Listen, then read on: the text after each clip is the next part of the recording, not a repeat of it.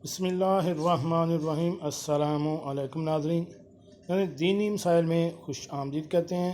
आज की हमारी इस वीडियो का मौजू है कि हामला बीवी के साथ हम बिस्तरी जायज़ है या नहीं।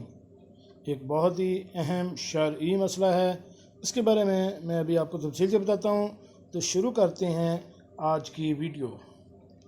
जी नाज़रीन, इस्लाम एक मुकम्मल ज़ाब्ता हयात मज़हब है।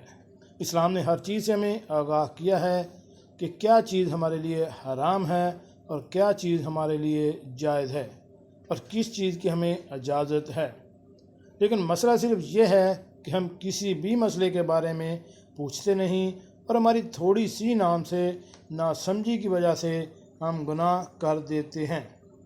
जिस तरह हम सेहत के मामले में डॉक्टर से मशवरा करते हैं ताकि हमारी सेहत ख़राब ना हो, इसी तरह हमें चाहिए कि हम अपने ईमान को भी सलामत रखने के लिए अपने उलमा के साथ हर चीज़ में राब्ता रखें ताकि हमारी ईमान कमज़ोर ना हो और हम गलतियां ना कर बैठें।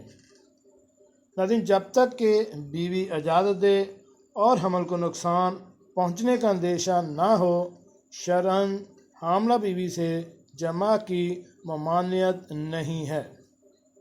हामला बीवी से ताल्लुक़ कायम करने के लिए तबई तौर पर कोई भी मुनासिब और महफूज तरीका अपनाया जा सकता है।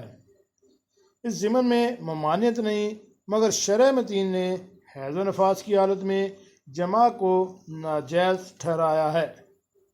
बच्चों की पैदाइश में वक्फे या चंद बच्चों के बाद औरत की सेहत के पेश नज़र मुस्तकिल नलबंदी करवाना शरअन जायज़ है।